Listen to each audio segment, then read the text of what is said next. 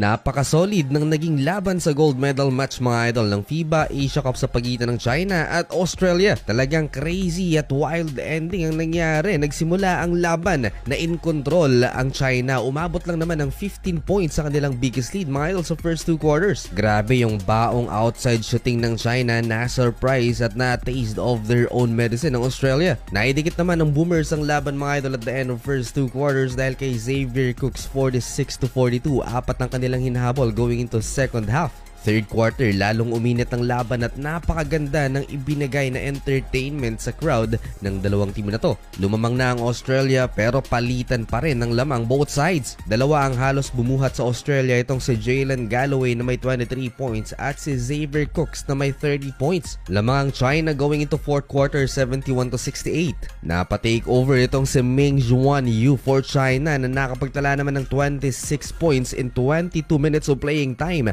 May 5 3-pointers lang naman siya off the bench. Momentum changer din ang ginawa ng bench player ng Australia na si William Hickey sa last 3 minutes. Pero hindi pa dito natapos ang thrilling fourth quarter dahil muling nakasagot ng 3 si Ming Juan Ho to take the lead 87-86. Tuwang-tuwa na ang mga Chinese dahil bumalik sa kanilang momentum. Sa Australia, si Hickey pa rin clutch basket mga idol to take the lead again 88-87. Final 24 seconds sa game clock mga idol, lamang ng dalawang Australia nagkaroon ng chance ang China na maipanalo or dalhin sa overtime ang laban. Meron silang isang chance pero nag-airball ang player na to ng China for a possible game winner sana. Rebound ni Xavier Cooks, nagkamali dito ang player ng Boomers dahil natawagan siya ng unsportsmanlike foul at regular foul naman sa Chinese. Awarded ng 2 free throws ang China plus ball possession habang 2 free throws din ang Australia. Nagmintis ng isang free throw si Cooks at eto for the win, Ming Juan Hu na imintis ang game winner 3-point basket na to. Nakaligtas ang Australian Boomers. Nasungkit nila ang kanilang ikatlong titulo dito sa FIBA Asia Cup at pangatlong kampyonato simula nang sumali sila sa torneo mga idol. This might be the best gold medal match in recent history ng FIBA Asia Cup.